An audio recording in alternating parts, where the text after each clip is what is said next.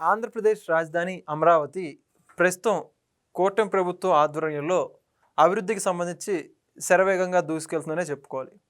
ఏదైతే ఇటీవల కేంద్ర ప్రభుత్వం కావచ్చు, మరోపక్క రాష్ట్ర ప్రభుత్వం అమరావతి మీద ప్రత్యేక దృష్టి సారించి దాని అభివృద్ధికి సంబంధించి అనేక కీలకమైనటువంటి నిర్ణయాలు తీసుకుంటున్నారు.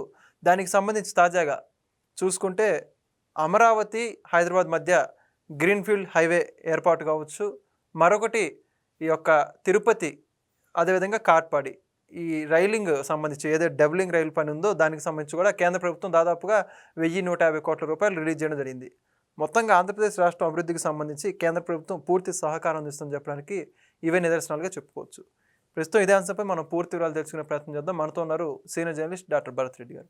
సార్ నమస్కారం అండి. నమస్తే. సార్ మొత్తానికి ఆంధ్రప్రదేశ్కి నేను 2 గుడ్ న్యూస్లు అని చెప్పుకోవాలి. ఒకటి అమరావతి రాజధానికి సంబంధించి, 2 ఆంధ్రప్రదేశ్ రవాణాకి సంబంధించి ఏదైతే కేంద్ర ప్రభుత్వం ఆధ్వర్యంలో ఉందో రైల్వే తిరుపతి నుంచి కాట్పాడి వరకు రైల్వే లైన్ ఉందో దానికి డబుల్ లైన్గా శాంక్షన్ చేస్తూ దానికి సంబంధించిన అమౌంట్ కూడా రిలీజ్ చేయడం జరిగింది, 1,150 కోట్ల రూపాయలు.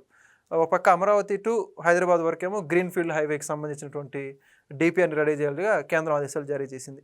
ఈ యొక్క 2 అంశాల గురించి మీరేమంటారు?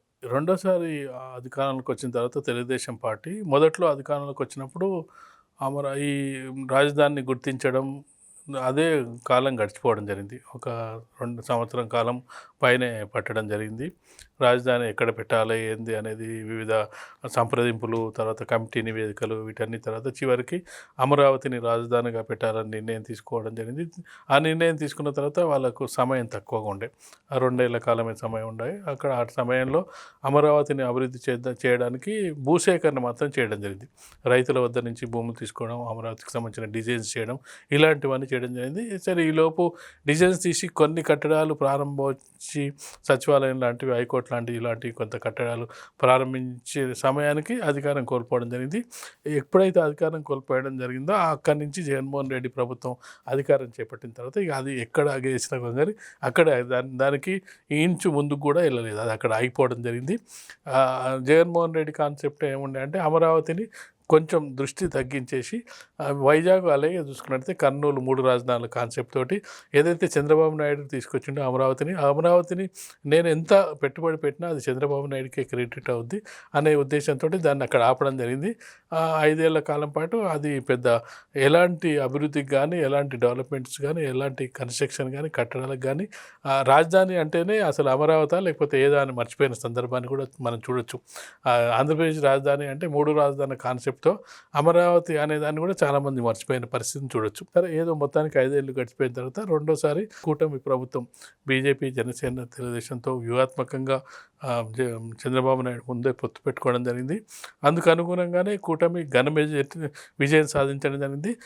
అంటే ఈ టీడీపీకి ఒక అదృష్టం అని చెప్పాల్సింది ఏంటంటే గతంలో లాగా బీజేపీకి పూర్తి మెజార్టీ లేదు. గత లోక్సభ ఎన్నికల్లో 2014లో కానీ, 2019లో కానీ, 2014లో వాళ్ళతో ఉన్నప్పటికీ, ఎన్డీఏలో ఉన్నప్పటికీ అప్పుడు 283 స్థానాలు వాళ్ళు సొంతంగా రావడం జరిగింది. తెలుగుదేశం పార్టీ కూడా కొంతకాలం వాళ్ళతో భాగస్వామిగా ఉండడం జరిగింది. ఏదైతే జగన్మోహన్ రెడ్డి ప్రత్యేక హోదాకు సంబంధించి రెచ్చగొట్టి మీరు తేవట్లేదు, మీరు రాజీనామా చేయండి, మంత్రులను వెనక్కి తీసుకురండి, మాకు 21 సీట్లు ఇస్తే మేమే తీసుకొస్తాం ప్రత్యేక హోదా అని చెప్పి ఆ ప్రామిస్లు చేయడం జరిగింది. వాళ్ళకి 21 సీట్లు ఇచ్చినప్పటికీ వాళ్ళు తెలియదు, అది ఎక్కడ వేసిన గొంగరు అక్కడే ఉంది. అది రెండోసారి వాళ్ళు ఇంకా బీజేపీ మరింత మెజార్టీతో గెలవడం జరిగింది, 303 మెజార్టీతో గెలవడం జరిగింది, వాళ్ళకు సొంతంగానే రావడం జరిగింది. ఆ సమయంలో చంద్రబాబు నాయుడు కూడా ఎలాంటి పరిస్థితి లేవు, అక్కడ కేంద్రంలో పాత్ర లేదు, రాష్ట్రంలో పాత్ర లేదు. పాత్ర లేకపోవడానికి కారణం ఏంటంటే కేవలం 23 సీట్లు రావడమే జరిగింది. పూర్తిగా జగన్మోహన్ రెడ్డికి 151 సీట్లు రావడంతో తను మాట్లాడే పరిస్థితి కూడా అక్కడ అంటే ఎక్కడ కూడా తన పెత్తనం అంటే ఏమంటారంటే తను చెప్పి చేయించుకునే పరిస్థితి ఎక్కలేదు. కేంద్రంలో అప్పటికే బీజేపీతో కొంత వైరం ఏర్పడింది. ఇక్కడ చూసుకున్నట్టయితే జగన్మోహన్ రెడ్డి కక్ష సాధింపు చర్యలు ప్రారంభించడం, అమరావతిని ధ్వంసం చేయడం, ఇలాంటి కార్యక్రమాలని జరగడంతో ఇక కొంత సైలెంట్గా ఉన్నప్పటికీ వ్యూహాత్మకంగా ముందుగానే బీజేపీతో పొత్తు పెట్టుకోవడం, బీజేపీకి సీట్లు తగ్గడంతో బీజేపీ ఇప్పుడు టీడీపీ మద్దతు ఖచ్చితంగా అవసరం అవడంతో కొంత బీజేపీ ఇప్పుడు కొంత తెలుగుదేశం పార్టీకి చాలా దగ్గరైందని చెప్పొచ్చు. దగ్గరైంది. ఇక ఏదైతే విభజన హామీలు ఉన్నాయో ఆ విభజన హామీల్లో ఒక్కొక్కటిగా నెరవేర్చుకుంటూ ఎప్పుడైనా రాజధాని నిర్మాణం అనేది కేంద్ర ప్రభుత్వమే చేపట్టాలి. ఒక రాజధానిని ఇచ్చిందంటే కేంద్ర ప్రభుత్వం పూర్తి స్థాయిలో రాజధాని నిర్మించే వరకు కేంద్ర ప్రభుత్వం నుంచే నిధులు రావాల్సి ఉంటుంది. ఆ క్రమంలో ఒక్కొక్కటి అంటే చాలా సైలెంట్గా అసలు ఈసారి చంద్రబాబు నాయుడు గారు ఎంత సైలెంట్గా పనిచేస్తున్నాడంటే నీకు నిధులు రిలీజ్ అయ్యేంత వరకు కూడా ఎవరికి అసలు మూడో కంటికి తెలియట్లేదు. వంగామ లేదు, అడావుడు లేదు, విమర్శలు లేవు, లేకపోతే ఏది లేదు. తన పని తాను కామ్గా చేసుకుంటూ పోతున్నాడు. ఎవరైనా విమర్శించినా దాన్ని పెద్ద పట్టించు అసలు ఇంత చేస్తున్న జగన్మోహన్ రెడ్డి మీద పెద్ద విమర్శలు కూడా అంటే పార్టీ నాయకులు చేస్తున్నారు. కానీ చంద్రబాబు నాయుడు దగ్గర నుంచి ఎలాంటి ఏ పార్టీ మీద కానీ ఎవరి మీద కానీ వ్యక్తిగత విమర్శలు కానీ పార్టీ విమర్శలు కానీ ఏవి చేస్తున్న క్రమాన్ని మనం చూడట్లేదు. ఇంతసేపు ఒక్కొక్క ప్రాజెక్ట్ని ఎలా ముందుకు తీసుకెళ్ళాలి అనే దీని మీద కాన్సన్ట్రేట్ చేయడం జరిగింది.